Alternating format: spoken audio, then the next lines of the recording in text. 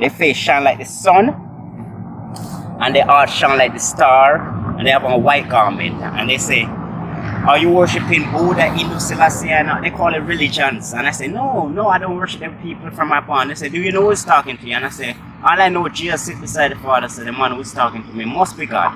And then after that now, they move me out, they start to burn my body up, and my face start to melt. I start to beg. I said, "Please don't kill me. I don't want to die. Give me another chance. Send me back to earth."